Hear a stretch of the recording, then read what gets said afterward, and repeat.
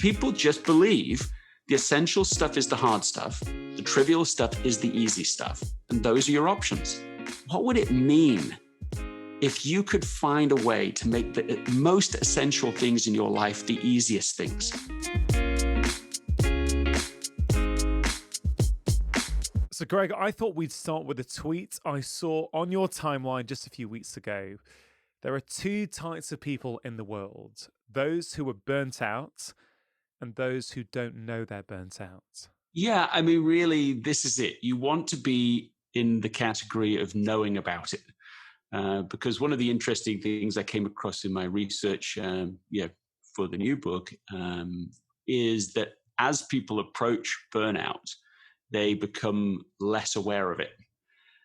Because the things that burnout leads you to being a bit cluttered, a bit foggy in your thinking across your whole life, well, it includes your thinking about your self-awareness. So as people get close to burnout, they often double down on the things that have led to burnout in the first place. They think, well, things aren't going the way I want them to go. I better double down. I better work even harder, even longer, even more Zoom meetings, even more relentlessly. And so it just produces more and more of the same. And right now, I mean, everywhere I go, everyone I'm talking to, this is what the underlying message is. Everyone's burned out. Of course, over the last 12 to 14 months or so, there have been some quite unique pressures on us. A lot of restrictions have been placed upon us, factors outside our control. So lots of those natural release mechanisms that we typically would have, seeing friends, going out for meals, going to concerts, they've not been there. And clearly this has played into more of us feeling burnt out. But there's also something about this societal narrative that we grow up with that just sort of infuses our culture, which is we always need to do more, so that if we ever stop, if we want to, smell the roses, listen to the birds in the garden, it's almost as if there's a monkey on our back telling us that, no, we can't stop. We've got to do more, be more productive. And I think you sort of beautifully summarize this on page 7 of your book, which, if you don't mind, I'd love to read out. Strangely, some of us respond to feeling exhausted and overwhelmed by vowing to work even harder and longer. It doesn't help that our culture glorifies burnout as a measure of success and self-worth. The implicit message is that if we aren't perpetually exhausted, we must not be doing enough. I mean, if you said succinctly, burnout is, not a badge of honor. It's something we have got to, maybe we can't take responsibility for the whole society, but individually we can say, look, I'm done playing that game. We've been sold a bill of goods, and it's time to take responsibility for this and to recognize that we can protect the asset, that we need to protect the asset that is us, that we need to be careful not to just thoughtlessly get into these Zoom, eat, sleep, repeat cycles where people barely know even what day it is, where they just, it is literally endless. Days just seem to flow into each other, and there's no sense of boundaries. Whatever boundaries existed before the pandemic, and I don't think there were many boundaries there dividing work and personal life and health, but whatever they were, now I think they're completely obliterated. And this is why people say, well, I'm not working from home, I'm living at work. That tells you where things were, where the balance of power was before, and it's just accelerated now. So we have to do some things to try to avoid this just burnout as a lifestyle, that we can reclaim our life, take our life back and say, let's say, for example, let's start with having a done for the day list, where you say, I'm not just going to have an endless to-do list, and I'm not going to have my inbox be my default to-do list so that, again, it just is perpetually flowing to us. I'm actually going to make a list at the beginning of the day. These are the things that really matter today. And when I'm done with them, I'm done. that I'm not going to carry on after that. I'm going to create space after it to relax, to recuperate, so that I can slingshot into the next day and feel that energy because we've got a good rhythm of life going on. Yeah. The done for the day list is, it's like many of the tips in the books. It's very, very simple, very, very practical. But, like a lot of these truths, there's that deceptive simplicity with them.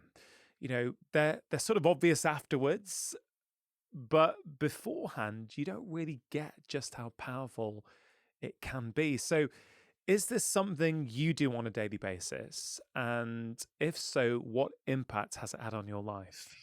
Yeah, I want to do it every day, but I don't do it every day yet. And I notice there's a real difference in my experience when I do and when I don't.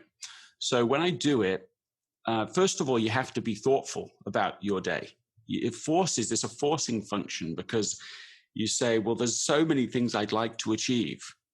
The list cannot be everything you wish could be done today. So you have to really be thoughtful and say, well, which are the things that would be most satisfying? So if I get even 3 of these things of my bigger list done, I would go, yeah, that was 3 important things got done today. That's the first difference, is that I'm being more intentional and designful going into the day. The second thing I noticed that's different is the experience of the day is different.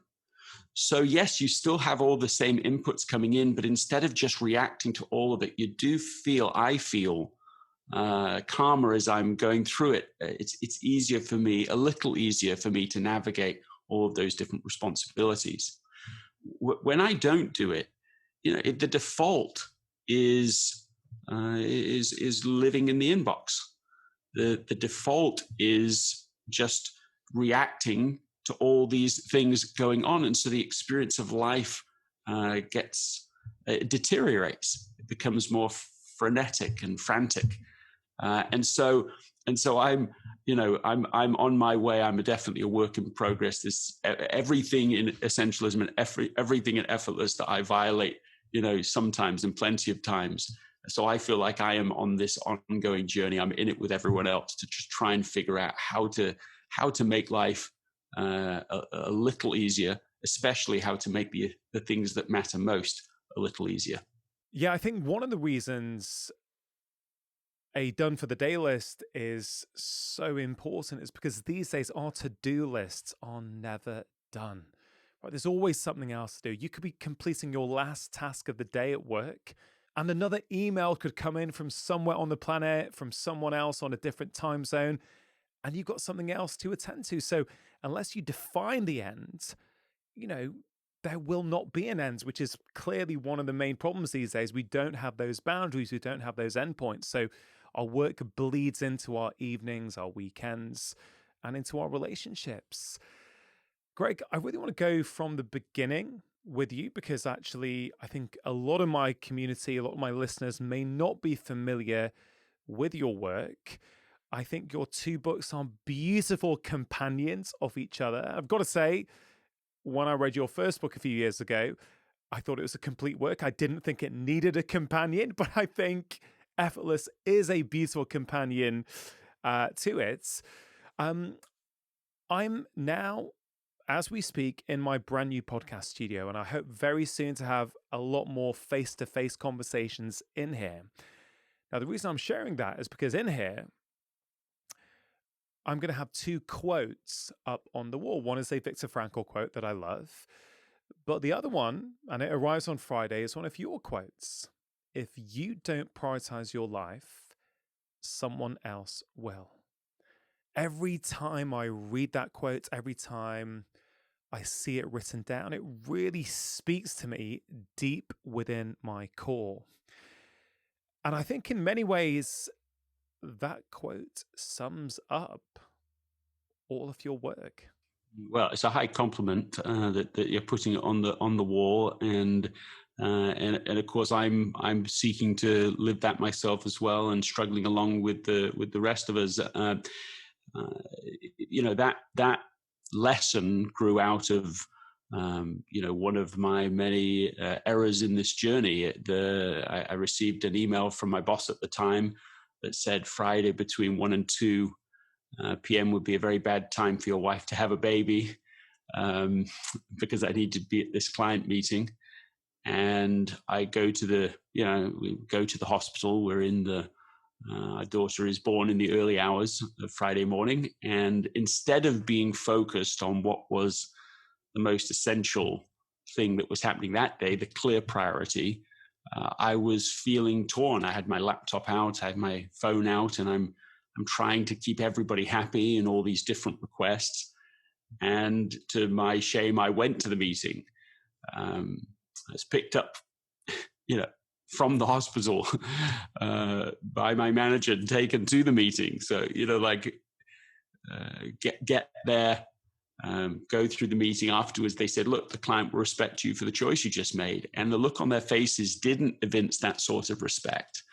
But even if they had, it's clear that I made a fool's bargain, that I violated something much more important for something much less important. And that's where that simple lesson came from, as you said it. If you don't prioritize your life, someone else will.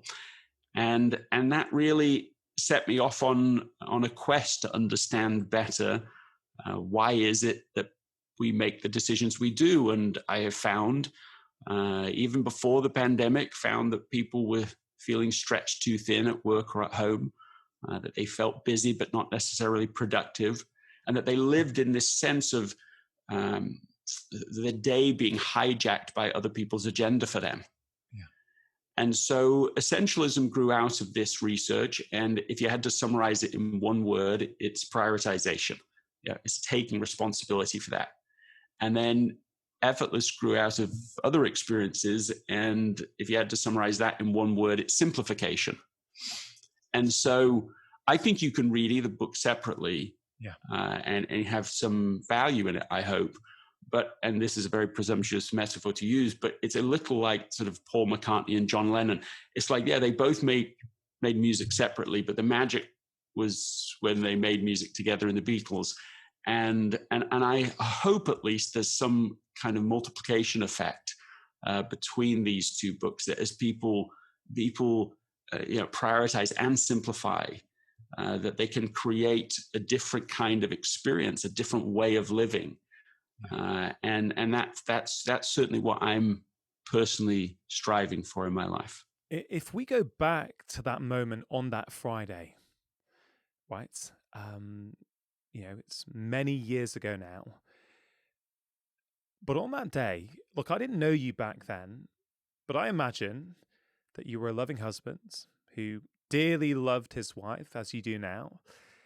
I imagine that you were a conscientious colleague, worker in your job, like many of us feel. Yet, on that day, despite your love for your wife, despite your desire to be in the hospital, you made a different decision. What's going on there? What is the trap that you fell into that so many of us also fall into? I think, I don't think it's primarily like a motivation problem. Yes, Anna's like the most amazing person to be, love being married, love her, of course, want to prioritize her. It's the moment of our daughter's birth. You can't, that moment is itself a sort of unparalleled experience. Your love for that child is you have that instant sensation of like, I would do, you wouldn't even think twice of giving up your life for their life. I mean, those are all real. The challenge, I think, is to treat competing priorities as somehow equally valuable. It's where you start to say it's all essential, it's all important, it's all a priority. This is one of my favorite little sort of tidbits of research, but the word priority came into the English language in the 1400s. And according to Peter Drucker, it stayed singular for the next 500 years. So it wasn't until the Industrial Revolution where people started speaking with, no sense of irony at all, saying, here are my 34 priorities. and they all have to be done now or even yesterday. And so that shift in our language, I think, illustrates a weakness in our thinking, in our logic, that says, look, if I can just fit it all in, somehow I can have it all. If I treat everything as important, then it will all work out. And in fact, life isn't even close to, that doesn't approximate reality at all. What is far closer to reality is that a few things are essential and almost everything is trivial noise. And so it's more like waking up. You've spent your whole life thinking you were in a, and I don't say this in any way disparaging, but you think you're in a coal mine, and you've lived your life in that way. It's just productivity, get more stuff done. And then you wake up and you say, I've never been in a coal mine. It's all the time. It's been a diamond mine. And so actually my whole job is different than I thought it was. The whole job of life is different. It is to actually explore what is essential, find those diamonds. That's the most important thing. All the rest doesn't matter. Find those things, invest in them, protect those things. And we know that this approximates reality because when people look from anything like a long-term perspective, they recognize that only a few things mattered. At the very end of people's lives, when they're looking at the totality of their life, they don't say, oh my goodness, I wish I'd spent more time on email. Oh, I wish I'd spent more time, on social media and so on. And no one thinks that. No one says that. They can see with a bit more perspective, a few things mattered. And I lost that perspective in that moment, and in an attempt to try and just sort of keep everyone happy and deal with all those pressures. So it's the job of life is to figure out the essential few, to eliminate the non-essential, and then to make it and design it so that the essential things happen as automatically and as easily as possible, so that you don't have to use extraordinary or superhuman effort to make sure you remember the essential things and do them. You want the default to be the essential things. As I think about your work and,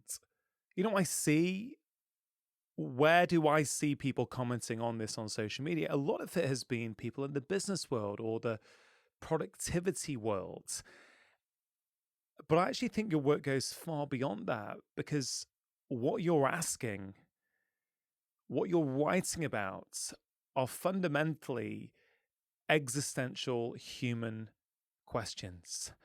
And actually, I think there's almost a spiritual undertone. I think that on one level, you need self-awareness to be able to apply the principles in your books. But at the same time, I think simply by applying those principles in your life is going to give you a lot of self-awareness. So I think it works both ways. And, I can't help shake the feeling that these principles are going to be just as relevant for, I don't know, let's say a single mum in her life trying to bring up her children, trying to make ends meet. Maybe there's a lot of struggle in her life. I think these principles could really help her as well. So, I'd love to understand your perspective on this. Well, I don't feel like either books I'm asking a business question. I'm asking a human question. And I also think those human questions are relevant to businesses, because all businesses are just humans trying to figure out how to serve other humans. So, it applies there as well. But I think it really is human first questions, as you say. And I actually do think that a deeper reading of essentialism and effortless is about your spiritual life and about what is guiding you. As a friend of mine put it, are you being led by your scared self or your sacred self? The scared self will tend to operate in a certain way, endlessly the fear of missing out and what other people are doing and competing and comparing and living in that state. But the sacred self will guide you differently. And so asking better questions will help reveal better answers. I'm thinking now of somebody, of a working mum in England who reached out to tell me her story. So she, after reading, some of the stuff I'd written, started asking this question every day: what is the most important thing I need to do today? That's it. Simple question. But she asked it every day. She wrote it up and she asked it every day. At first, the answers she got were to do with the business that she was trying to run. Which key client to work with, what project was due, and so on. But over time, the answers evolved as she evolved. Yeah. And it became, well, self-care. You need to sleep better because you're not sleeping enough. You're not protecting yourself. You are burning yourself out. But then one day she gets a call from her dad, and he said, look, nothing to alarm you here. Mum's in the hospital again. It's nothing serious. Just wanted to keep you in the loop. And she said in that moment, as she asked the question that day, she knew exactly what the answer was. It was so clear to her. It was almost like time stood still, and she remembers the weather and the room she was in, and she just knew she had to go to the hospital that day. That was the priority. Yeah. And so she did. Now that's like a 2-hour drive. So she's really committing the rest of the day to this. It's not a completely trivial, I'll just go across the street for 10 minutes thing. And she goes and she sees her mum. She says, "Mum, I love you. I'm glad to be here." Mother says, "Oh, I love you too."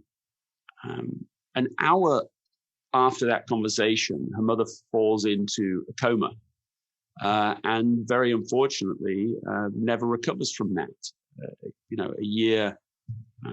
week later, Joe has the unfortunate job of turning off the life support machine. And she reached out to me, just wrote to me to tell the story, because she said, if I had not been an essentialist that day, how differently things would have worked out. I wouldn't have had that moment. I would have missed that, and for something inane. And so that was, to me, a very encouraging moment, because, I felt like, well, I can't change the hospital moment, but for her, she was able to make a better trade-off. And so as people ask better questions, as they change and evolve, the answers will change and evolve.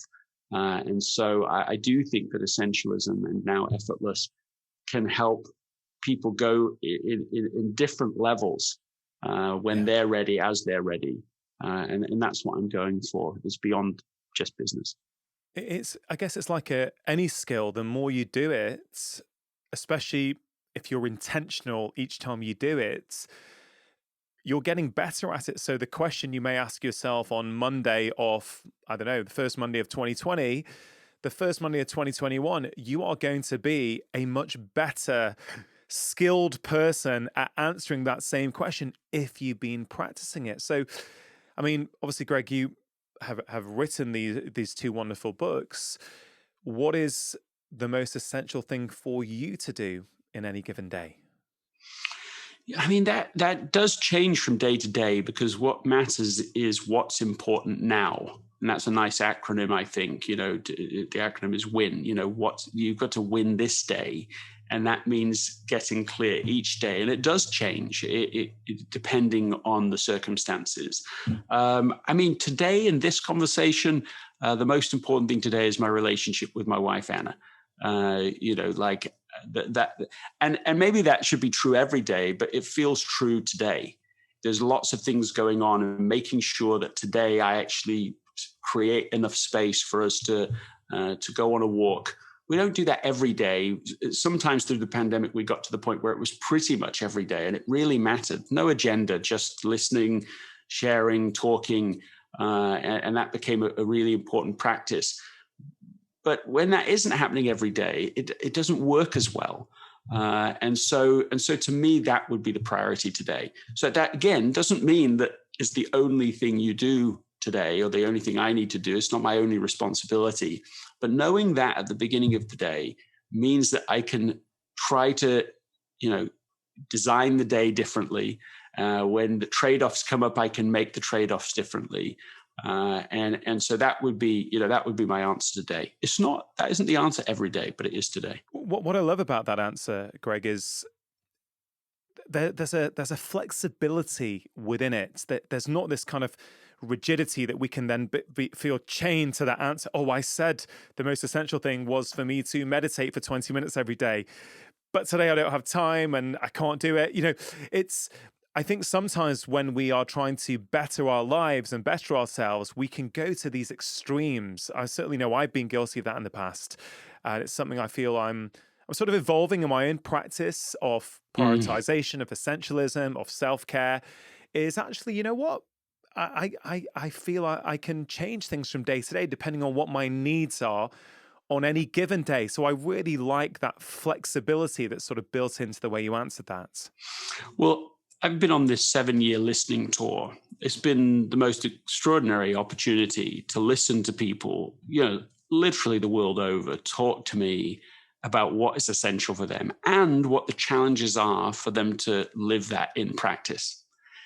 And one of the things that has been like an endless theme is the assumption that the essential things not even have to be, the essential things are the very hardest things to do.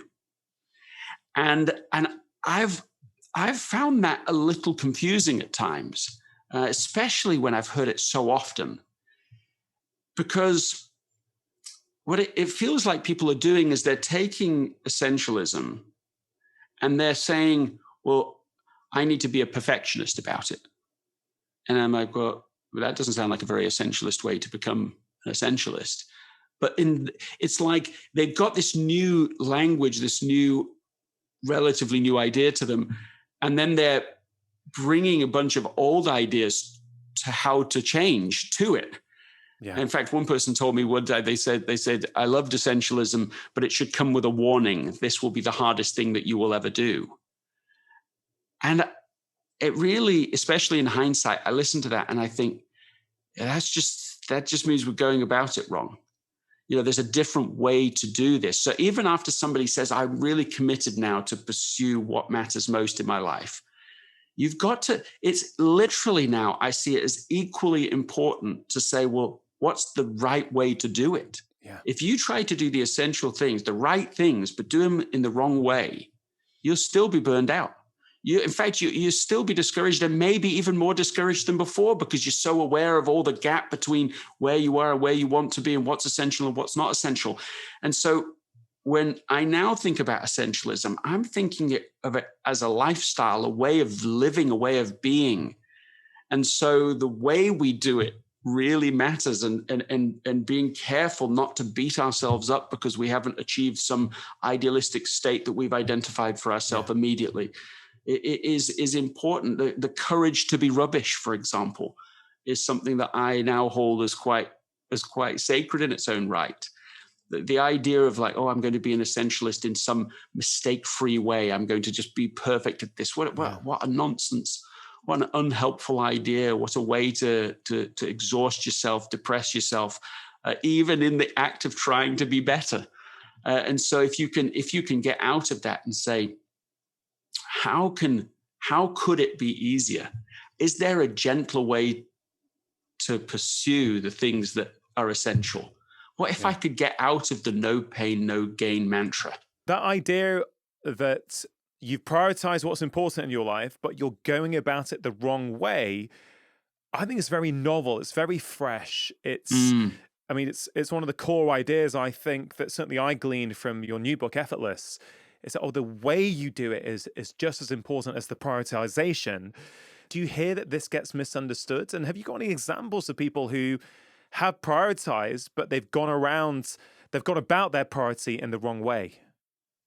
Yeah, absolutely. This is it. When I say it's what I hear from people, I don't mean like, oh, every so often I hear it from people. I hear it all the time, absolutely all the time, but not in the way it might sound like I'm saying. It's not like people explicitly just say, yes, I tried to prioritize, but I'm doing it the wrong way. Or I tried to prioritize and it's just so hard. It's not even that. It's like this. It's like I just started a new, asked to be on a committee, and the person who was initiating this group said is their concluding speech as they were launching this thing. They just said, now, this is so important what we're doing. This could help millions of youth around the world. This could just be so beneficial. It's going to be hard. I mean, it's going to be really hard, but it's going to be worth it. And that, no one challenged it. Nobody said anything about it. I've heard those speeches and conversations like it everywhere. It's everywhere. It's like embedded as a dominant assumption that's just invisible to people. People just believe the essential stuff is the hard stuff. The trivial stuff is the easy stuff. And those are your options. I was just talking to somebody who's trained in the military. I mean, this yesterday or day before. And when he was being trained in the military, one of his, leaders said to him, listen, you can either do it the easy way, which is the wrong way, or you can do it the hard way, and that's the right way.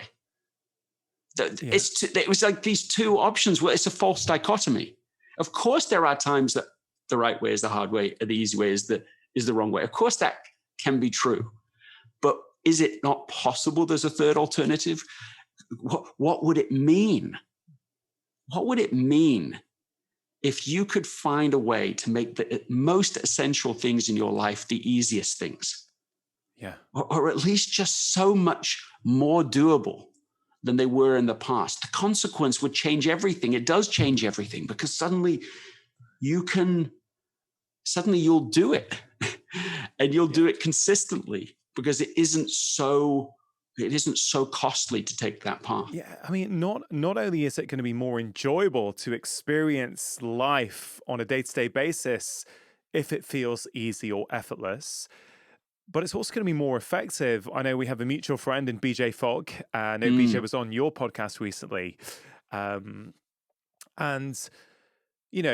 me and BJ have had multiple conversations about this, about, you make something easy, people will do it. So in terms of habit change, we want to make things that we want to do easy. And you were kind of saying a very similar thing in a slightly different arena, that whatever the essential thing is in your life, if you can make it easier and feel effortless, it's much more likely that you're going to do the thing that you've already identified is the priority thing for you to do.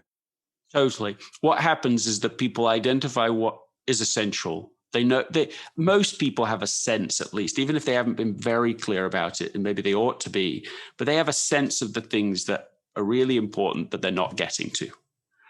And they just are in this endless loop. They just think about that essential thing. They feel guilty about it. It overwhelms them. So then they just jump into the dark playground of social media, of TV, of something else that's trivial and appears easy to them. And they just jump back and forth between those two things. They intermittently do the thing that's essential. It's too hard, it's too much, it just exhausts them, it overwhelms them, and then they jump back into something else. And this can happen sometimes multiple times on the same day, but often what I find is that people they start to, and it reinforces, by the way, the sensation, the belief rather, that the essential thing must be incredibly hard, because why else aren't I doing it? Exercise must be hard. How many people have I talked to about exercise who are like, I tried to take up running and every so often I go back to it. Well, do you love running? No, I hate running. I hate it, but I have to do it. Well, why don't we just find a different way? What if there's something else that you like to do? You like swimming? Oh, I like swimming. Well, let's do that then. Like, let's find let's not distrust the easy. This idea of effortless, and that the things that we love, the things that we want to do, can feel easy and effortless, really is a narrative that is swimming against the tide of the common popular, I was going to say Western narrative, but I think it's everywhere. That narrative that anything good has to be hard. What is it? Nothing good comes easy. You'll never get anywhere in life if you don't work hard, right? We're sort of surrounded by this. I mean, you've got kids. Your kids are a bit older than my kids. Mine are currently sort of 10 and 8. But even at that age, you see this kind of narrative being, I don't think with any malice. I think everyone feels that that's the way to succeed in life. You have to work hard. And I'm not sure you're not saying you don't need to work hard. In fact, what are you saying? For people who might sort of misinterpret that, what are you saying? Because you're not saying never work hard, are you? Well, I believe in work, and I have 4 children, aged 18 to 12, and of course we want them to work. We want them to be productive. We want them to take initiative. We value that. We don't want them to be spoiled. All of those things are real, and our children have many responsibilities in our home. But let's give an example. So, we have a whole series of rituals around eating together.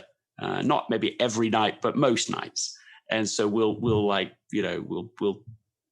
raise a glass to each other kind of experience. We'll cheer each other on. A lot of fun in those conversations. But our trouble happens afterwards, which is the dinner cleanup. Well, what do you do now? That my children are just like silent ninjas. They're just gone.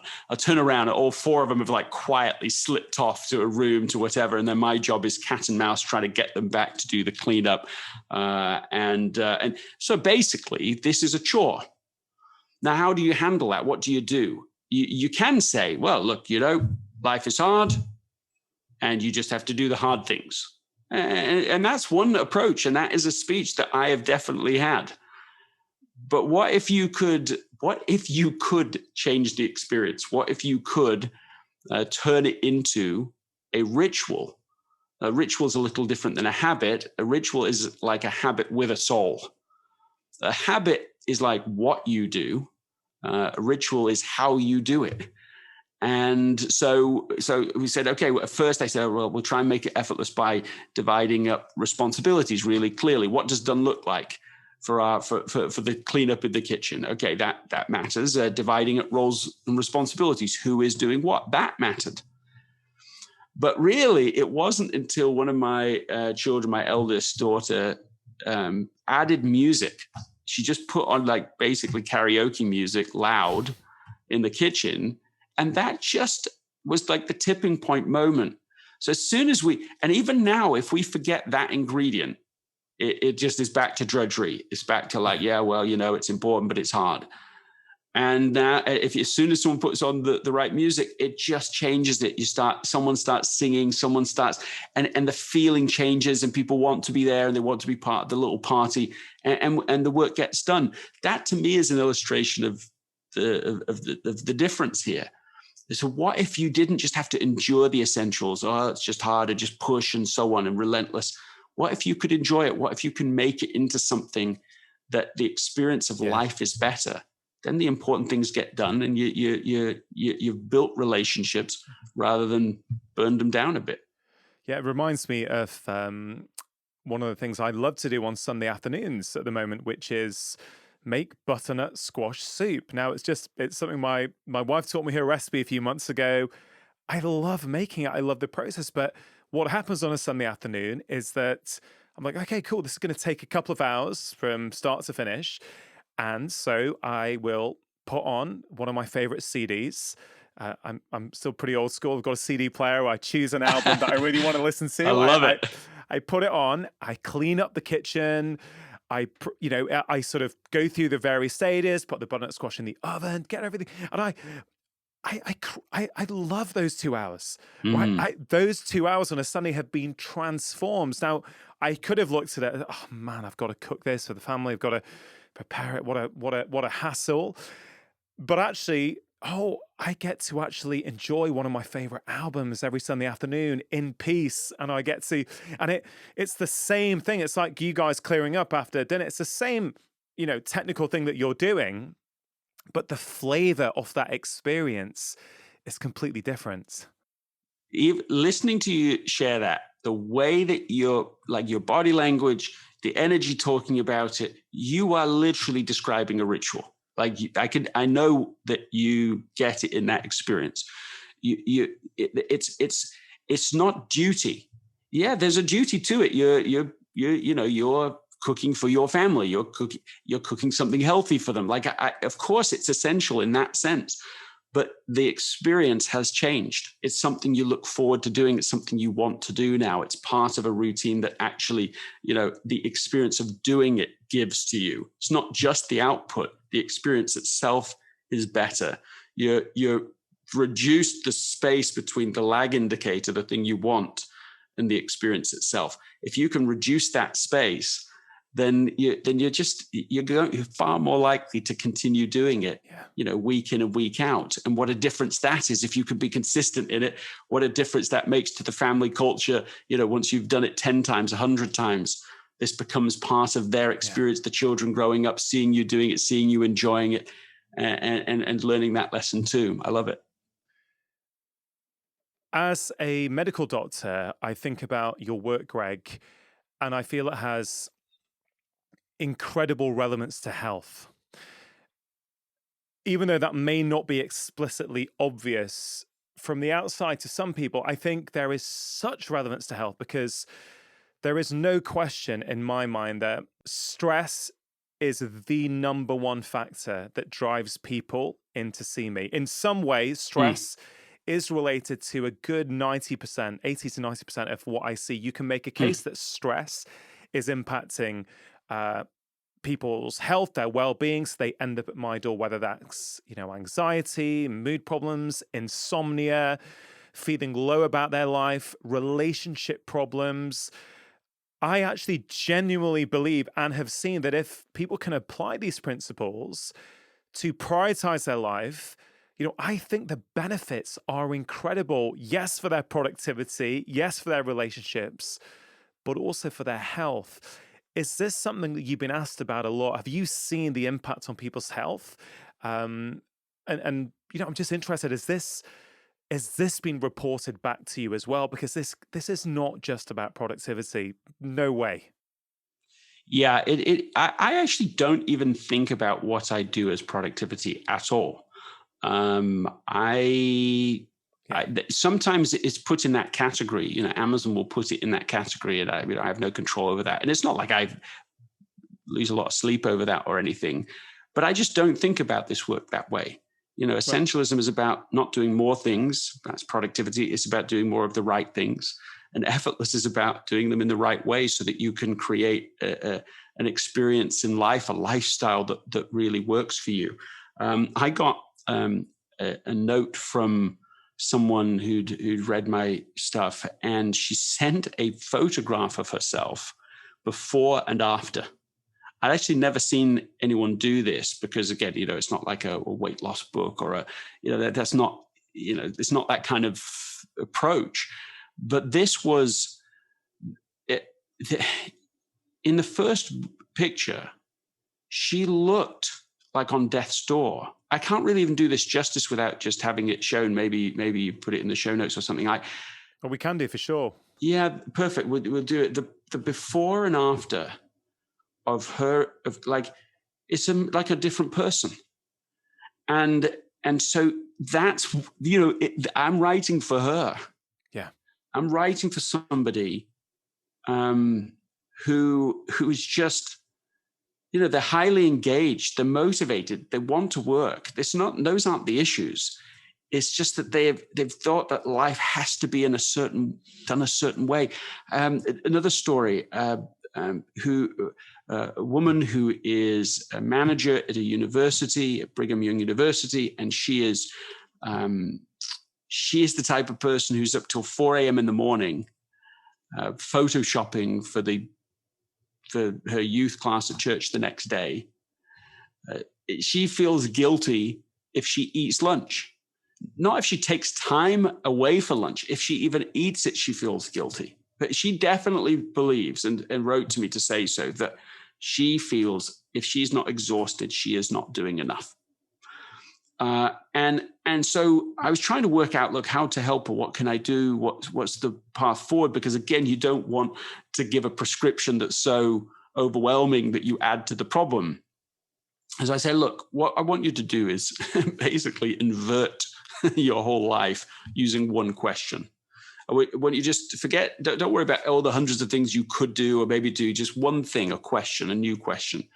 I said, just ask the next time someone asks you to do something, the next time you take on a project, just say, how could this be effortless? What is the simplest way to do this? What if I stripped away any sort of extra expectations I'm putting on it? What would it look like? So she gets a call from a university professor, says, I'd love you to get your videography team to come here and record my class for the semester.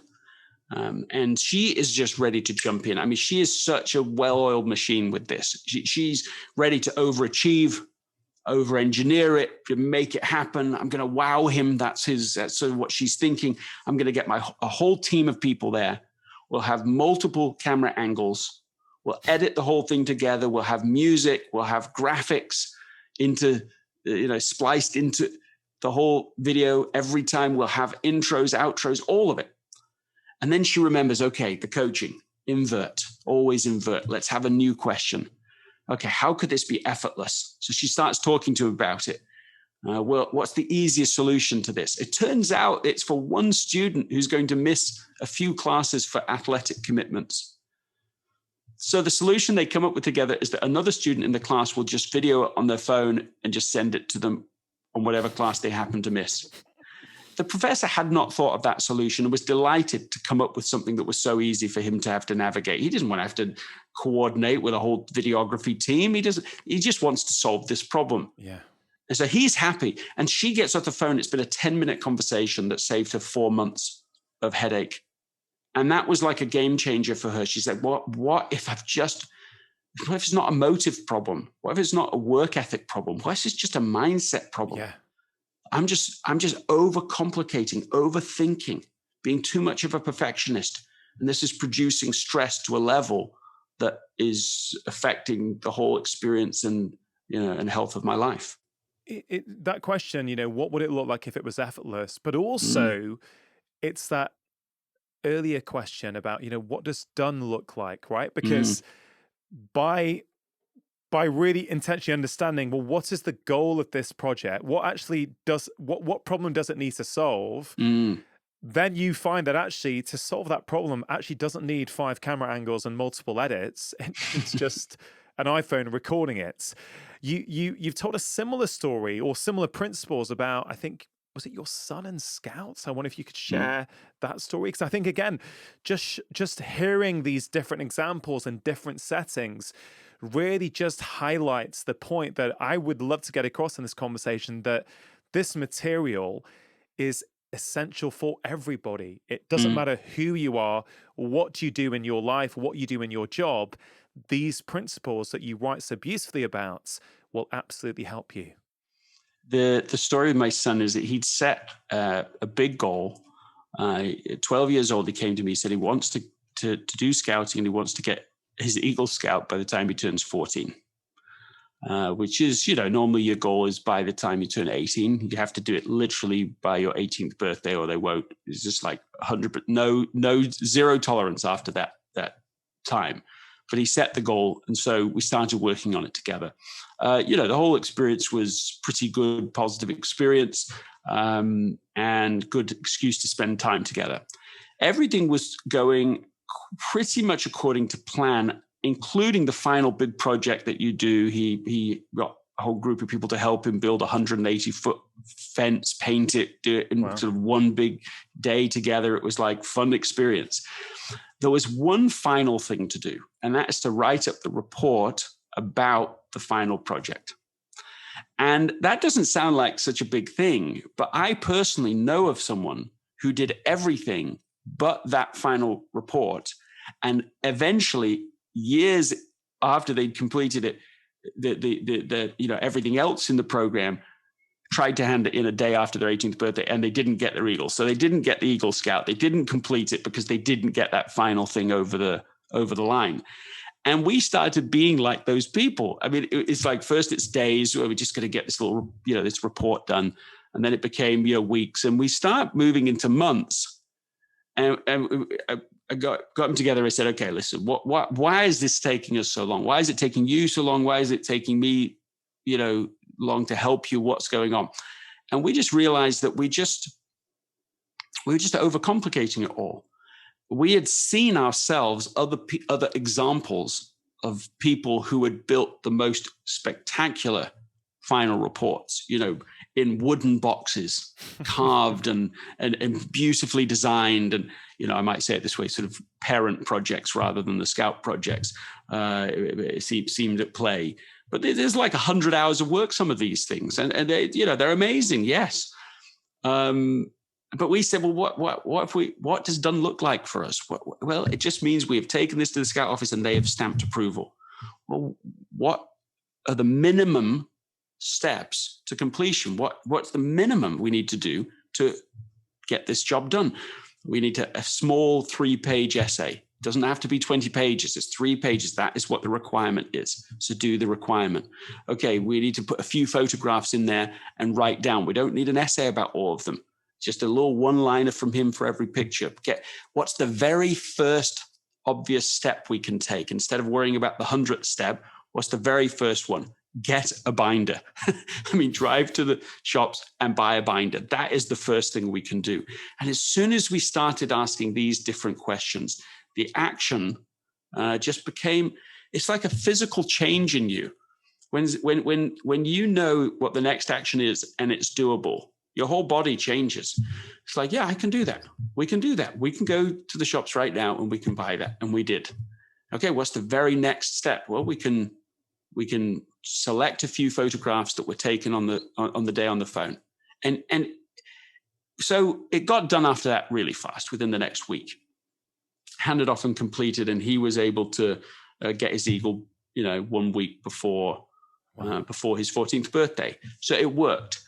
But it didn't work because we tried to go the second mile on everything.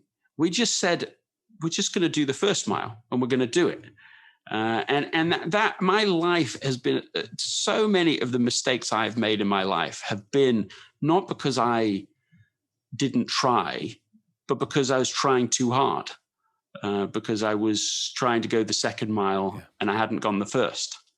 And so that's where I think perfectionism really can hinder our ability to start projects and our ability to finish them, because we're just adding on stuff that no one is actually asking for, that nobody needs us to do. That's kind of the key there, Greg, isn't it? It's not that you're saying never go the extra mile. What I hear is you're saying go the extra mile when it matters, when you've identified that it really matters to you for what you're trying to do. But when it doesn't matter, don't waste your energy, your cognitive loads, because I think people could misinterpret this potentially and say, well, I'm not going to work hard anymore.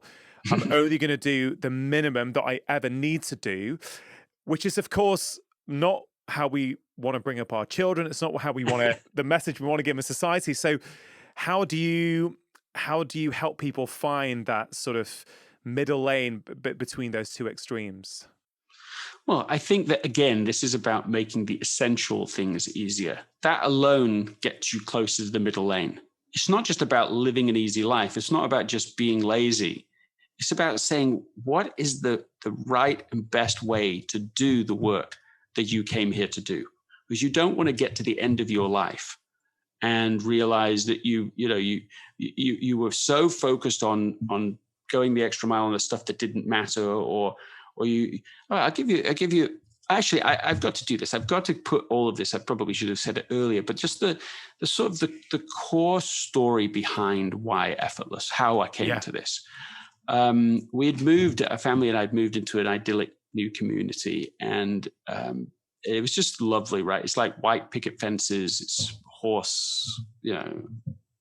lots of horseways, more horseways than roads. There's no street lamps. I mean, it's all just this lovely place. And our children were just thriving, just very happy, playing for hours outside with with our dog. We go play tennis together. We're making memories, go on walks. I mean, just really great. And one of my daughters, Eve, especially seemed to thrive. So she's always up trees. She's out naming the chickens. We have chickens. She's reading voluminously, literally, scores of books, probably hundreds by this point. and just so talkative as well. I took her on a trip with me one time, and after like an hour, I texted my wife. I was like, she has not stopped talking for an hour. She cannot stay cross if she even tries to. She bursts out laughing. This is Eve, until she turned 14, and when she turned 14, she just sort of seemed to take longer doing, the work that she was assigned to do. She would maybe talk. She was talking less to us, fewer words when we asked her questions. A little physically awkward. And we just thought, well, it sort of sounds pretty age-appropriate behavior, like, no big deal. And then on a routine physical therapy appointment, the physical therapist, Rod Shorey, just pulled my wife aside and said, I don't mean to alarm you, but she failed a reflex test.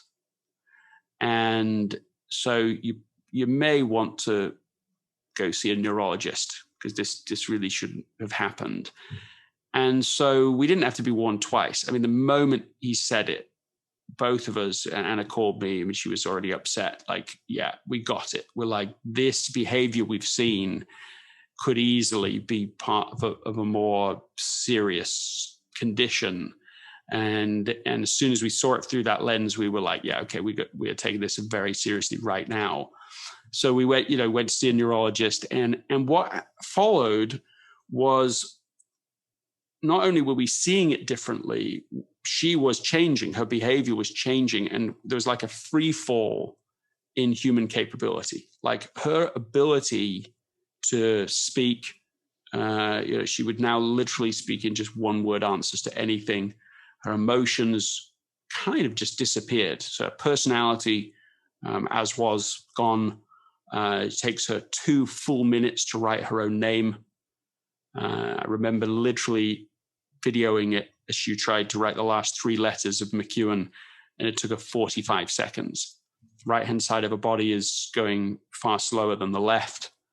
And we just watched as her, sort of, her light just dims and then goes out altogether.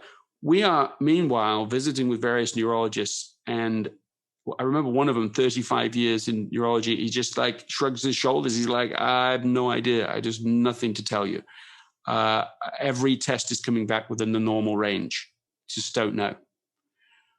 And in the midst of this, which I can say that is a recipe for human suffering, we suddenly became aware that we didn't just have one path ahead of us, like the path of suffering. There were 2. There was an alternative path. And I just didn't even know that existed. It surprised me. The path of suffering is, of course, where you're just completely focused on this disease, where you are,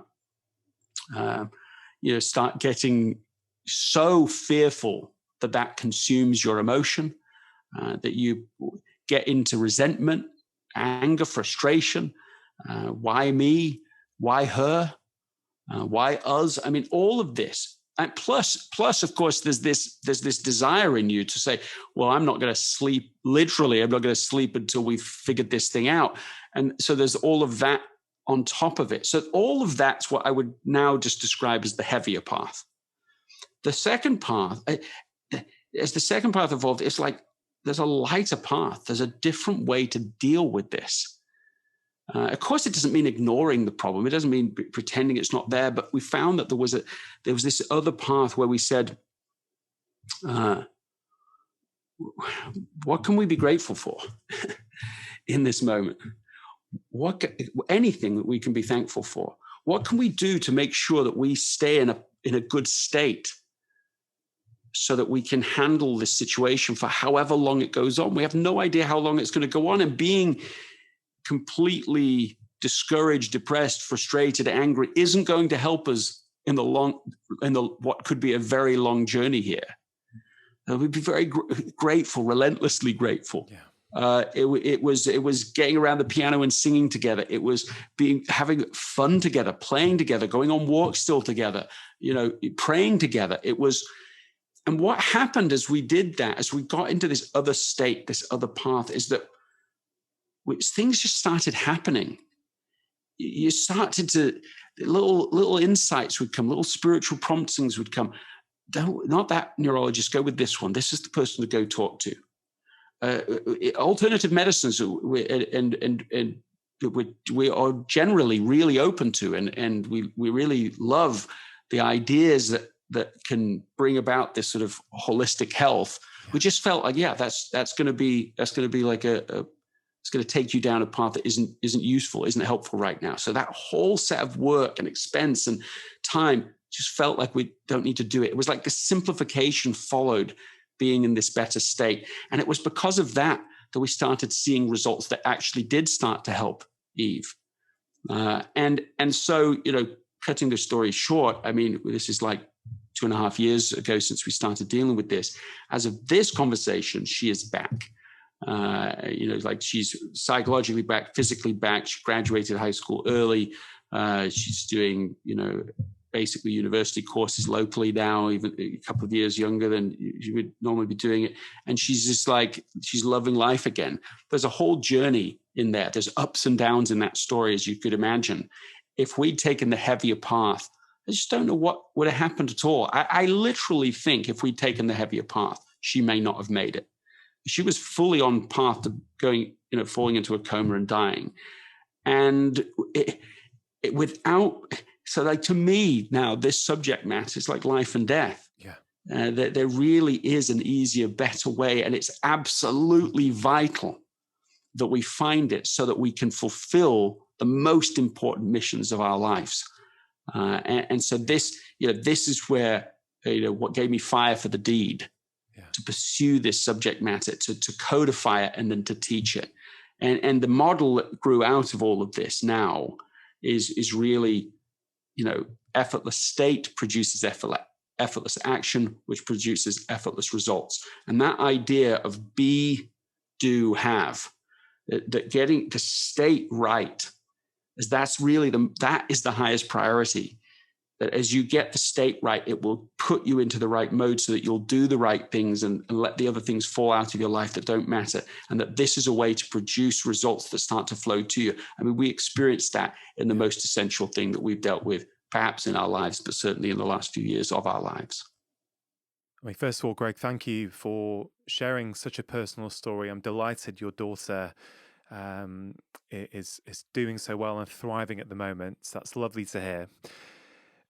What did that lighter path look like on a day-to-day basis? Because to many people, I'm sure, when I have had experiences with serious illness in children. So I certainly, I can't claim to know what you have been through at all. I certainly know how life-changing, how it sort of forces you to question everything about your life in those moments.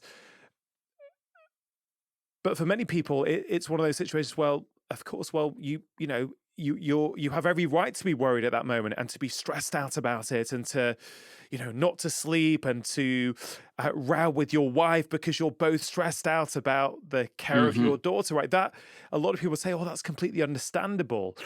But what I'm hearing you say is that there was another path, there was another option available to you that you didn't even realize was available until that point. Yes. And then there's power in that choice. So I love that heaviness versus the lights, take the lights away wherever you can. I love that. But what did that look like as a family with a daughter who you were worried about her health? What does that look like on a day-to-day basis? Yeah, let me just speak to this, to the first point you made about, is it understandable? Of course it's understandable that people would respond with anger, frustration. People, I don't feel harsh judgment to people that it ruins their marriage, it breaks their family. I understand it. That the problem is that response just isn't helpful. It takes a thing that's hard and makes it harder than it needs to be. Now that's really the thing. And it's a good time to make the point that, I wrote Effortless because life is hard. It's hard and hard in 100 ways. And because we make it harder than it needs to be, the consequence is we burn out and we still haven't achieved the results that are essential and matter most to us. And so my position in writing Effortless is that we can make a different choice, that we can search for an enlightened but easier path, a different way of being and doing. And that if we can do that, then we can achieve even sometimes breakthrough results, but without burning out. And so to me, that seems so important. And what did it look like? I mean, first, what did it not look like? There were things we would not do, that we could not do. That was the first part of making it a little less complicated, right? We wouldn't complain that the doctors didn't have all the answers. That's tempting to do it, but we wouldn't do it. We wouldn't try to force the timetable. Well, we just want this to happen right now. Everything has to happen right now, this second. We wouldn't ask why us. We wouldn't overanalyze every article from every medical journal the well-intentioned people sent to us, because people with no medical background at all would send all sorts of articles about everything. And some of those were like really heart-wrenching things to receive, because what they're saying, even though they're well-intended, is, well, maybe she's going to die of this thing or die of that thing or this. So we wouldn't just get consumed in those things. What we did instead, what did it look like? I don't want to imply that we didn't do anything on the medical side. We did. Anna would write down every meeting we had. She kept a record of it. That made things easier, because you didn't have to try and repeat everything from memory and get it wrong. You just kept an account. So every new neurologist, you could just literally send it to them. This is all the information that we have so far. With things we were doing on the medical side itself. But in terms of getting into this state, we would literally get around the piano and sing together. We would go on walks together. We would read books together. We would play games together. We would look for the positive in anything. We ate dinner together still. We still toasted each other. We still did that ritual. We told stories. We laughed. We were grateful. Here's a specific thing that I did, the practice that grew up in this moment, was every time I complained, I would say something I was thankful for. And here's what I learned, first of all. And it wasn't just because of Eve, but I just learned that I complained so much more than I realized before. And I think of myself as quite a positive person, quite a grateful person. Actually, to be honest, I have kept a gratitude journal now for like 10 years, and I pretty much don't think I've missed a day in 10 years. So that practice is sort of there. And yet I realized that just because it was a practice, a ritual I did like once a day, is not the same as it being part of the experience of my life. And so that little habit, that habit recipe, to use BJ Fogg's great term for it, after I complain, I will say something I'm thankful for, changed the ratio. And so doing these things at first seems like, well, that doesn't change the medical situation. No, that's true. But what it did is it got us in a state that wasn't a state of suffering. A state of suffering is understandable, but so unhelpful. But what does it produce? It produces fight, flight, freeze, like narrowing of options. You feel stuck. The state produces a way of acting that is unhelpful. And that action will produce results that are not helpful. And so it's a downward spiral. The upward spiral is what we started to experience. We saw it firsthand. I didn't have language for it or codification for it at the time. But for example, Barbara Fredrickson's work, she calls it the broaden and build theory. Basically, what she's saying is the same model I'm just describing about state, then action, then results. She says, it's not what people think. They think that if you have the results you want, then you're going to be in a great state. She says it's exactly opposite. If you can get the right state, then it will produce a set of options, a set of actions that are better to selection to choose from. You'll be in a better position to be able to select them. And she says that it increases all your sense of creativity, your relationships improve. Why does all that matter? This is the broaden and build part of it, is that your capability is being built. Your personal resilience is increasing. Your relationship network is advancing and getting stronger. And so it means whatever tomorrow's challenge is, you're better able to deal with it. And that to me is why, this model, this state, action, results is such an important order. You always start on the state. Let me summarize it this way. If you focus on what you lack, you will lose what you have. And if you focus on what you have, you will gain what you lack. That is something that I can sort of, testify to in the crucible experience of my life. By being in a better state as a family, by protecting that culture, it created clarity of action. Yeah. And clarity of action produced results. That to me is what I can say. And it meant that by the time the pandemic hit, where we're dealing suddenly with a pandemic and still a family crisis, because we still have Eve's still going through treatments in the midst of the pandemic. It was like, I don't know how to describe it really. It's like the culture of the family just knew what to do. It was like this work had just prepared us. It was just like, yeah, we know what to do. We know how to respond to this. It was sort of intuitive and in the culture. Yeah. And so this broaden and build theory had actually happened and taken, we were better able to deal with that than we otherwise would have been. When you focus on what you don't have, you lose what you do have. That was, yeah. Let me. I'm going to say it again because it's such an important line here. If you focus on what you lack, you lose what you have.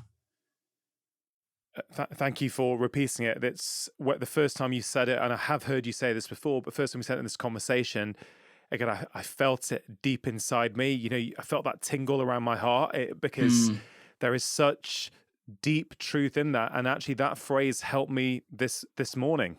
There was, as I shared before we started recording, I sort of exerted myself a lot yesterday and didn't sleep well last night and have been pretty exhausted for most of today.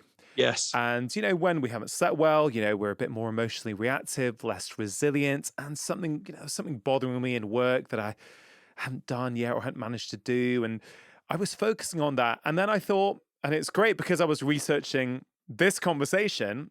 Yes. That phrase shaped everything. I thought, well, Rangan, you know what? You kind of do a lot. You're getting a lot done. You've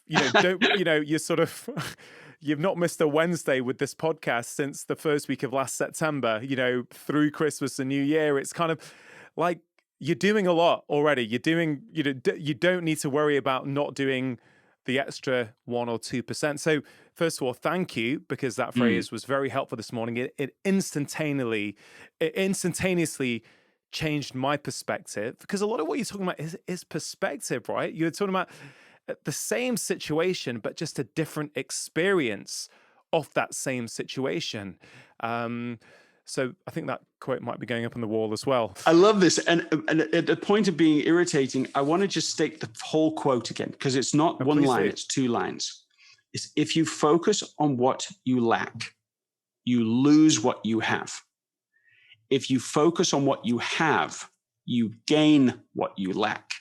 Sorry to interrupt. If you're enjoying this conversation, there's loads more like it on my channel. Please do press subscribe and hit that bell.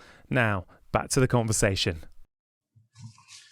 So it's the combination that to me is for me personally, was such a game changer. And I love that it was useful to you today. It's useful to me many times. And of course, what you're saying is right. If you focus on what you have, suddenly it all floods to you. Oh my goodness, I've got all the books, I've got all the podcasts I've been doing, I've got all this preparation in life, I've got the whole, I'm a doctor, I've got all of my life's experience is at my disposal in this moment. Yeah. And suddenly it puts you at hopefully at a better state of like, I can handle this. Yeah. I don't have to worry about every possible degree of preparation for this. In fact, I was just talking to a friend who says that one of his effortless hacks is on his team. He'll just say, look, let's just be light in prep. Like, let's just do our prep lightly so that we can sort of show up either with sometimes no preparation. Yeah. Now, again, that is a dangerous message if someone is not someone who's a high achieving, challenging person who's trying to achieve a lot. That's who this book is for. It's for highly engaged, capable people who are on the edge of exhaustion. But if someone is in that category, as you just described, you feeling just today at least, the message needs to be different. The message is like, hey, it's completely fine. You can have this conversation because you've been preparing it for years. You've got all that you need. All you have to do is show up. You know what? Today was preparation light because of my my state, right? Because of my state, which was a bit foggy in my head, tired. And I'm a morning person, right? So because you are West Coast, we're recording this conversation, at 4 p.m. UK time.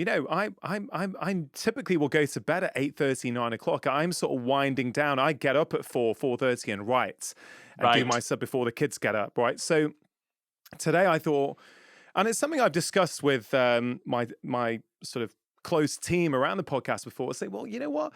I do. It's sometimes almost an old relic of how I used to cram for exams, that I will artificially create stress on myself before I'm on the mic. But I realized a few months ago, I thought, well, Rangan, hold on a minute.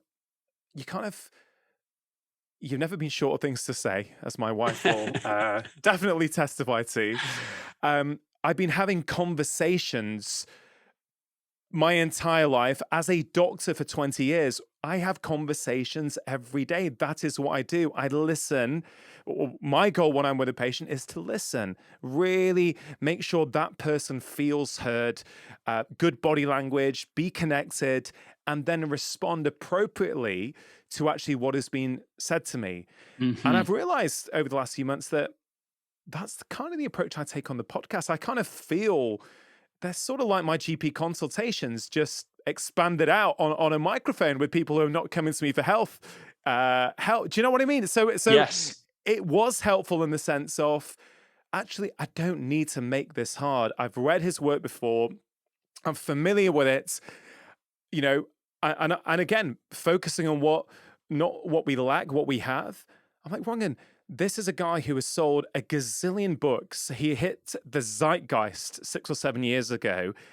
I have the luxury of 2 hours with him to pick his brain and discuss things that I'm passionate about. What are you complaining about? What is wrong with your life? That sounds like a pretty good day to me. Same situation, but gone into it with a different intention.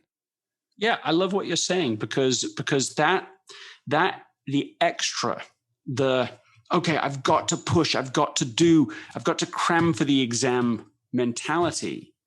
Like, you don't want to be cramming all the time. I mean, I'm not even sure it's great to be cramming ever, but certainly as a lifestyle, it is counterproductive. For people who are high achievers, who are on the edge of exhaustion, if they try to cram it in their life, if they're trying to push it and to force it, then they won't just get to diminishing returns, where every extra unit of effort produces less result than the last unit of effort. It actually gets to negative returns, where every unit of effort is actually making everything worse. If you stop, you will definitely be getting a better return on investment than trying an extra unit. And I just think that this is kind of part of the great discovery. Yeah. Don't push yourself past a point that is helpful. Overexertion makes it harder to achieve the results that you want. I remember a time, listen to this. I remember when I had a client come to me and say, I want you to do 3 leadership presentations to our tech company. It's a global brand, but one that was in a high growth state. They say, well, we want you to come. We saw a presentation that you'd created, and we just want you to come and do this 3 times for us. And then really what we want is a 2-year engagement with you where you help us to scale and so on. This is a fantastic opportunity. And so everything is set. Like all I have to do, I've already sent them the materials. I've already sent them the work. I've already done this presentation for a different client all over the world. Like it is set. It is done. It is agreed. It is good money. It is everything is right. And then the day before I go, it's like cramming mode. I'm like, yeah, but what if I could do something special for them? What if I could just push it, And I go, well, I've been doing this new thinking. Maybe I could just do it on the new thinking. And I get going into this mode. And it's like, this is all like after hours. So this is when I should be done for the day.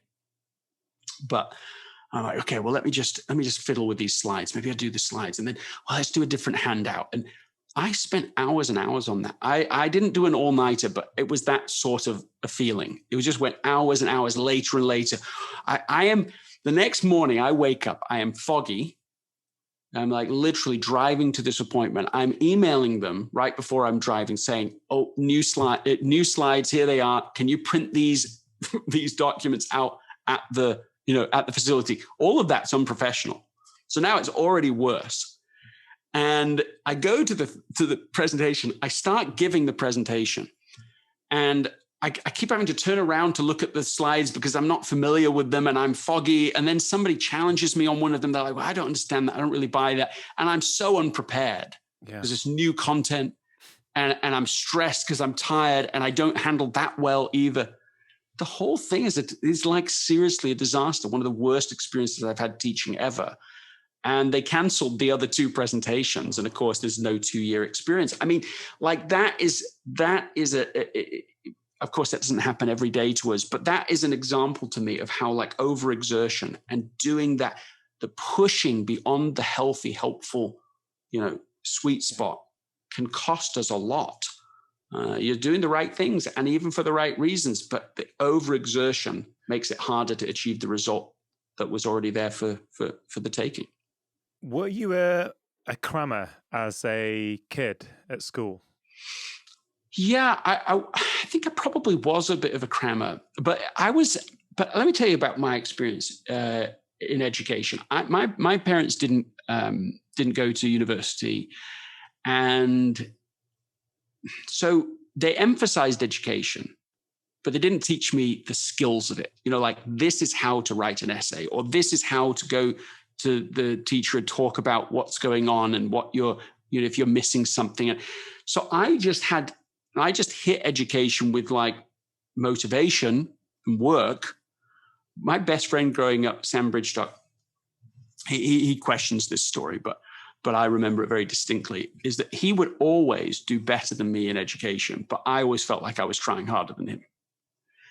And it wasn't until years later, so he got, sort of 2 A's and a B in his A levels at the time. And I'm like, okay, how? What are you doing differently to me? And he said it took him years to actually figure it out. The simplest answer, he just said, you just do exactly what the teacher asks you to do and nothing more, nothing less. You just do what they ask you to do. And that was like news to me. From that point on, I would just read exactly what they wanted and not go above and beyond it. I would just do what they asked. And that was actually sufficient. From then on, I got A's. I literally hardly ever not had an A ever since then. Right? That was true in undergraduate. I went to graduate school, went to Stanford, right? And same thing there. You just do what you're asked to do, not more. If you don't know how to do what they are asking, go and ask how to do what they are asking. It's like was the breakthrough. It's like education in a sense is a bit of a game. And I was the kind of guy that would go and get other books that weren't even on the curriculum. Oh, I just want to learn so much about this. That's a good principle. If you want to become deeply educated in subjects, fine. But in terms of just actually getting the results in an educational system that's dependent on the social approval of that teacher, you just got to learn to do what they ask and nothing else. Yeah, it's so fascinating because if you just did what was asked of you with your 2 books, right? Okay. I don't know. How does that apply to you writing these unique books that have struck a chord with millions of people around the world? I mean, let's just talk about how to apply effortless to the writing of effortless. Some ways I succeeded, some ways I didn't in applying it. But like ways, first of all, let's talk about how I made it harder than it needed to be first, my fails. I worried to the point of fear. And I don't see literally any upside to fear with it. I can see taking responsibility. I can see wanting not to fall into some bad habits that, not habits, but typical paths that happen. In the publishing world, it's quite typical that after a book that's been successful, the next book just dies on the vine. So I wanted to avoid that. My mantra, I thought actually a fairly helpful mantra was like, don't write a rubbish book. Like just don't just, take responsibility for it. That seemed to be healthy. But when it gets into fear, that's not making anything better. When you're fearful about what you're doing, you can make it worse in your attempt to make it better. Here's another sort of success and fail with the book. I found that if I wrote 2 hours in a day, first thing in the morning, similar to what you described, I could write 2 average pages, which, by the way, is, for most writers, for those listening or watching this, is actually pretty fast. Yeah. If I wrote 3 or 4 hours, I couldn't write 3 or 4 pages of the same quality. I could write, maybe I would get to sort of 2.5 or 3. If I go 5 or 6 hours or more, I'm making the whole manuscript worse than if I hadn't started writing it at all that day. Like there is a point at which I am going back to stuff I've written that is perfectly fine, or even is like well edited, and I'm just, but what if I did it this way? And I'm just, poor judgment is just pouring all over the manuscript. At this point, you've got to stop. And so I learned that I needed to have a pace that had not just a lower bound. Okay, every day write on the book, at least 5 days a week, write on, open the Google Doc and write something. The upper bound was like, don't write more than 2 pages. Like you have an upper bound where you say, look, don't push yourself beyond what is actually optimal for that day. And so that pace helped me to keep enjoying it and to keep making progress going forward. So that's something that worked. Something else that worked that made the experience a bit more effortless was just having a great team. Have the same editor I had before. Yeah. Brought in Jonathan Cullen, who was a great researcher and helped with the book, bringing in things. And there were moments that the experience felt magic because, I actually describe it as sort of almost a Harry Potter type experience, because we go into this Google Doc and you can see other people writing, my editor going through something I've written. I'd see Jonathan bringing in a story I'd asked him to gather and put together, and he'd bring something in. And I could watch it all happening while I'm working. And I thought that was just so enjoyable that when we were done, we literally, all of us have said to each other that we miss doing that, going into the doc every day and just working together and seeing this progress. Yeah. And so having the right people, having people that have, the 3 I's, which is Warren Buffett uses 3 criteria to select who he works with: high integrity, high intelligence, high initiative. Integrity, intelligence, and initiative. And if you don't have integrity, then the other 2 hurt you. So those are what I'm looking for. And the little team that I had working on this together are so high in those 3 areas. It was a pleasure to work together. So those are things that I have, those are examples there mixed together of ways I made it harder than it needed to be, but also ways that were more effortless. And so I think it's about some self-awareness where you keep on going. A final thought on this with in terms of the book itself is you have to have the courage to be rubbish to even begin. We started using the term zero draft, not even first draft, zero draft. Like, this is rubbish, but I'm starting. This is a rubbish version of this story. This is a rubbish version of this account. It's okay. It's draft 0. And sometimes I might write that and not even put it into the Google Doc just to get something out. And then you work on it. And so in a consistent pace, you make it less rubbish and less rubbish and less rubbish. And eventually it becomes good and then a little better. And hopefully it gets to the point where it's great and it's polished. So it's just, but none of that happens in one crammed experience. You aren't going to make something great in one fell swoop. And when we try to do that, what happens is that you get so burned out. You spend a whole weekend, nothing but this. It's like you can't even think about it after that for a while. Yeah. And so it's about this, to me, it's about an effortless pace. Yes, you still want it to be excellent. Your standards haven't changed.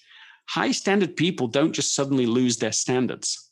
Yeah. You are not going to suddenly lose your standards.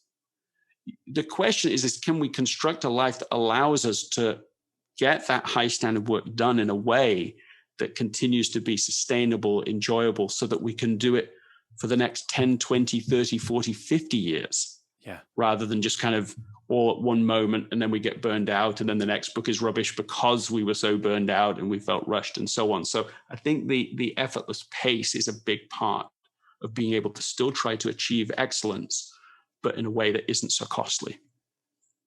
And I think that's the key point for me. We can all do a lot in certain ways if we want to now and again. We can burn the candle if we need to, but what's the cost of doing that? Sort of the cost of success. Many people who people look up to who are successful aren't necessarily happy. Maybe they're never seeing their kids or their partner.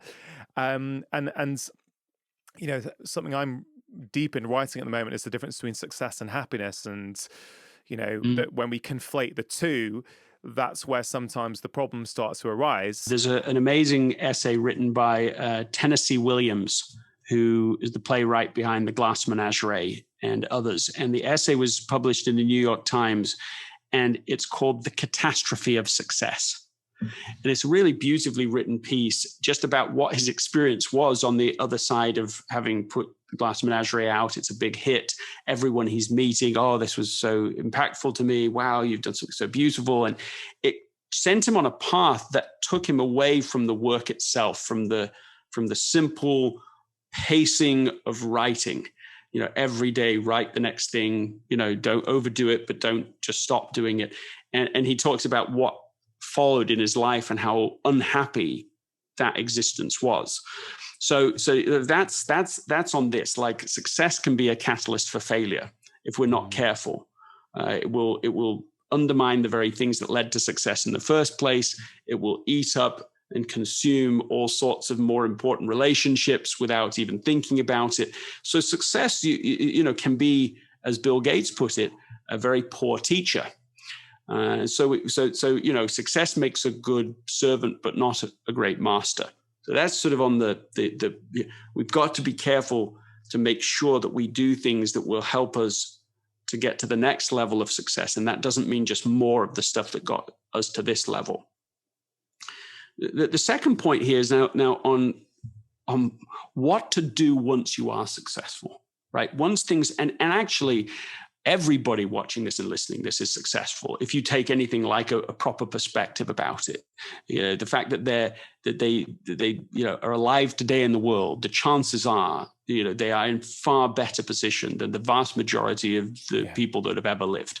So, you know, they're going to be more educated. They're going to have a better chance of a healthy life, and so on, right? Like, of course, there's loads of problems, but we're successful. If they're listening to this, if they've got the time to listen to this, if they have the technology to listen to this, they're successful. So they have to figure out what to do now that they are. And I think the thing that was most personally challenging and eureka for me as I was researching Effortless was the final section of the book, this idea of effortless results. Effortless results is about creating systems that produce results for you rather than producing results through your own direct individual effort. A linear result is one that you achieve yourself. You do a thing, you get paid for doing that thing. Residual results are you build a thing that produces a result again and again for you. And the difference isn't small. It's absolutely massive. Think about a friend of mine, Jessica Jackley, who had gone to a presentation by Muhammad Yunus at the Crimean Bank, and she was starting to think more like systems. And then she was on a trip in Africa. She meets this woman. She's an entrepreneur. She is selling produce. She's selling vegetables on the side of the road, and every day she has to be there to survive. This is how she gets just enough to survive for her children, and to buy, this produce from what turns out to be a middleman. And so Jessica says, well, why don't you go to the original, to the farmers, to the people that actually, sell this originally? You'd make a far better profit. She said, yeah, absolutely. I just cannot afford to leave my post to go do that. And so Jessica's looking at this, and she said, well, how much would it cost for you to make the transition? She said $500, which of course isn't a huge amount in the developed world.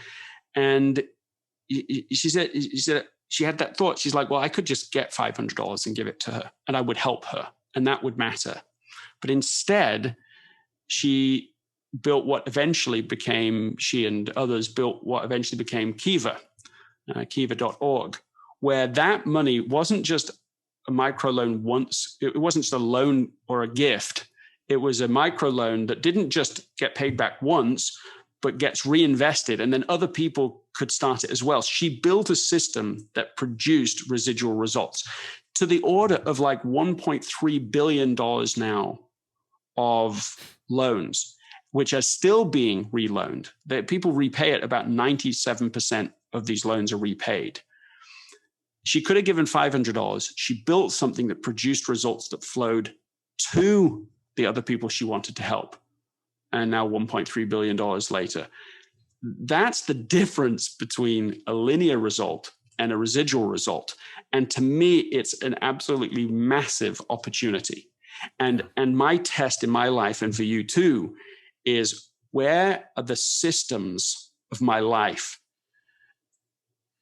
developed, and where is it just me doing it again and again? Yeah. Like, how much of the results are you getting is just you pushing, making it happen, versus I have built a system that produces results for me. And I use, a little harshly, but I use the death test for this, which is like, okay, so if I die today, which things continue? Yeah. Which things could continue without me? And to start having a vision, I just had a conversation with a friend yesterday. I don't even think that he's fully human, this guy. The way he talks, the way he thinks, and the systems he's created have like blown my mind.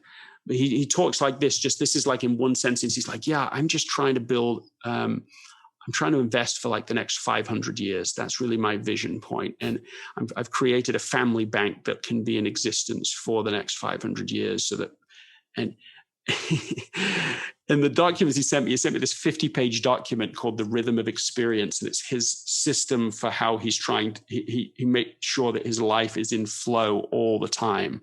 And it just puts me to shame listening to all this and learning all this. I think so much of what I'm doing is still 1 ounce of effort to get one result, instead of thinking and building stuff that just continually, perennially, perpetually, almost eternally could be producing results and coming back and back. So this to me is actually probably the single most exciting idea in Effortless, and how powerful it can become.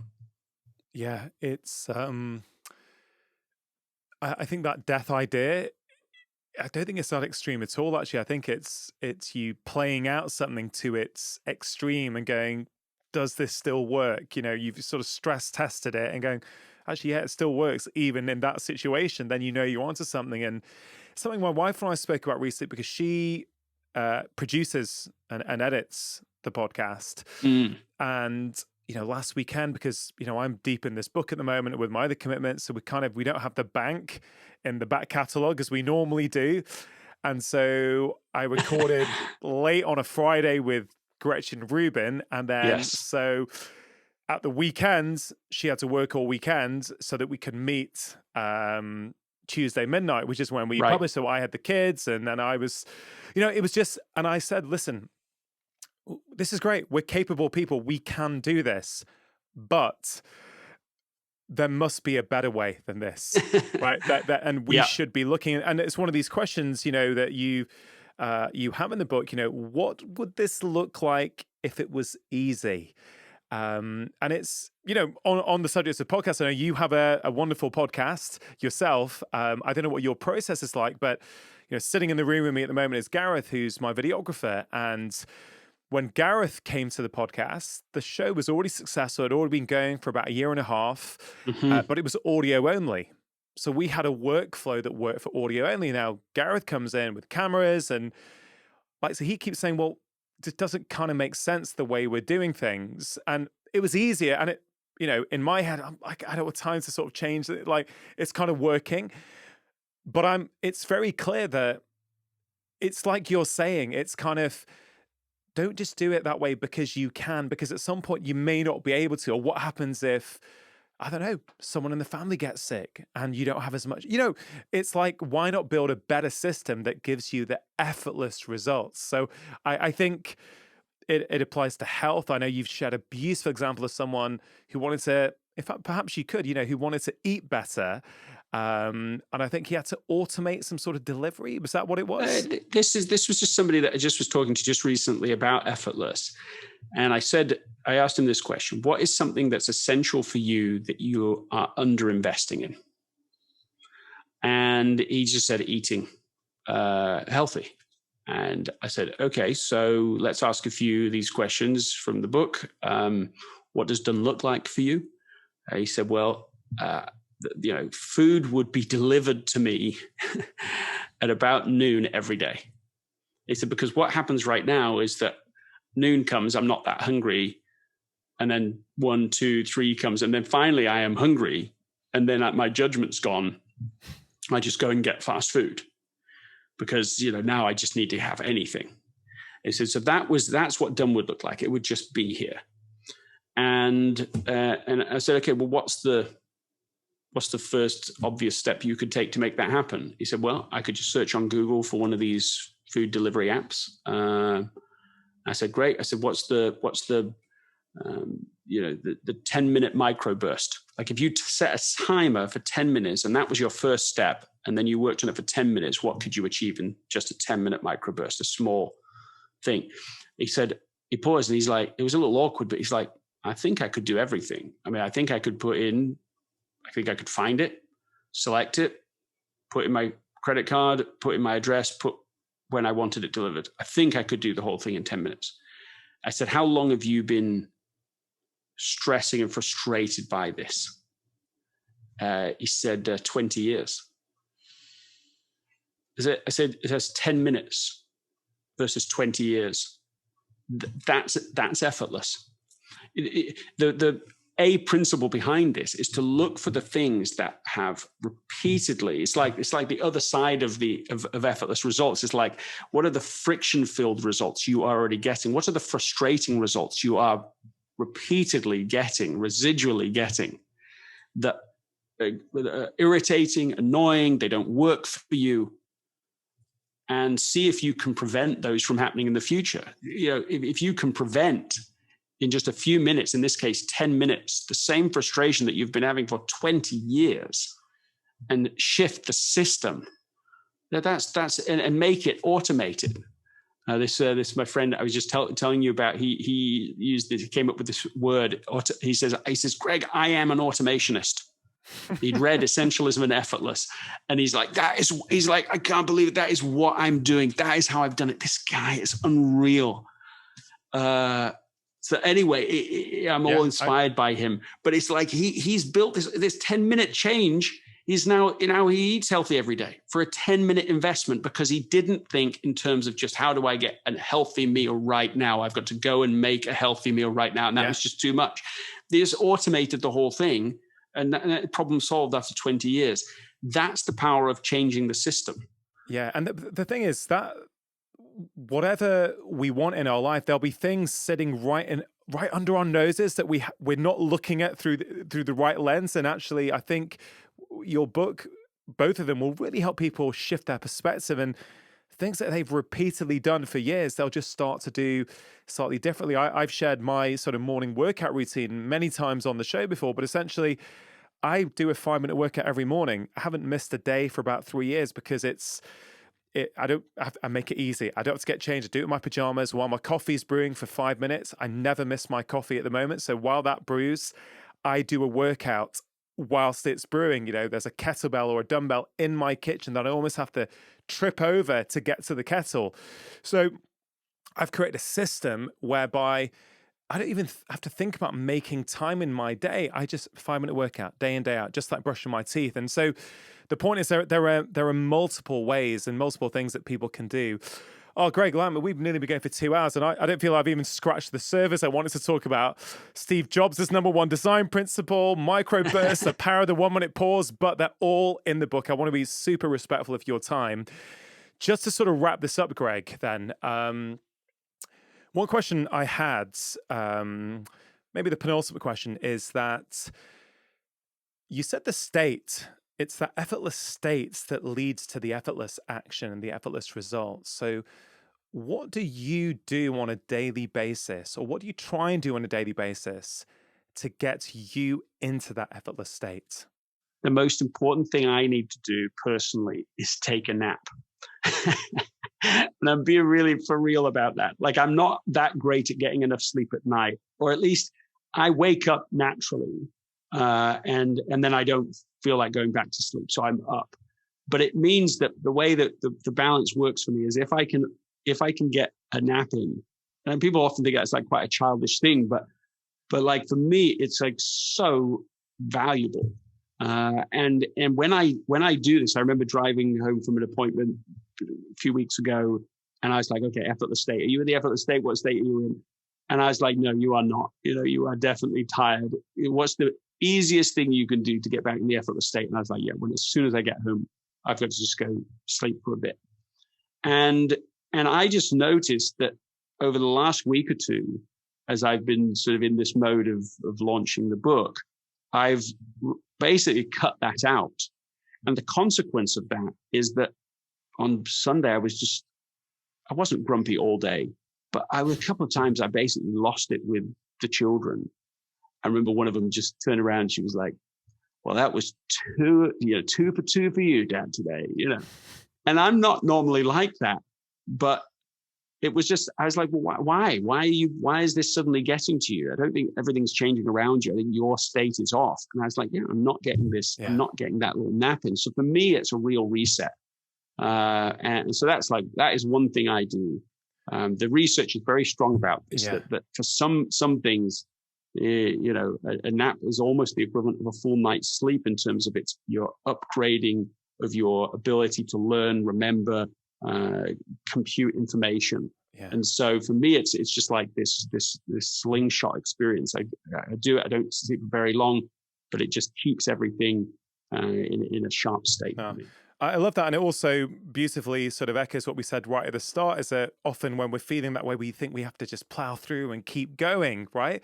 But you've learned that actually, no, if I stop and take a nap, I become a better person afterwards. Final question now, Greg, is that this podcast is called Feel Better, Live More. When we feel better in ourselves, we get more out of our lives. And I think your work is really testament to that. When we prioritize better, when we simplify better, we absolutely are going to get more out of our lives, whether that's work life, home life, relationships, sporting life, whatever it is. So I wonder, for people right at the end of this conversation, have you got any sort of final wisdom to share, any practical tips, maybe some questions they can ask themselves so that they can actually get started on this journey immediately? There's a story that I came across in the researching of Effortless that didn't make it into the book. It might be my one regret of what didn't get in. It's the story of a woman, a mother, who is in hospital with her very ill son. And he's on his deathbed. Everybody knows this is the end, and she knows it.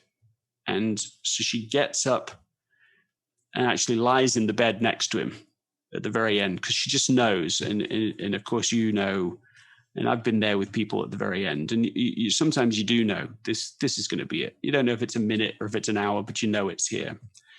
And so that was the situation. So she gets in just to be close to him. And then right at the end, right in between, that in between place where somebody isn't fully here, but they're not fully there, he opens his eyes and he just suddenly says, "Oh, Mum, it's so simple. It's all so simple." And those were his final words to her. Then he died. And that offers us this soundtrack for our lives. It's all so simple. And a question to go with it. To ask ourselves, how am I making life more complicated than it needs to be?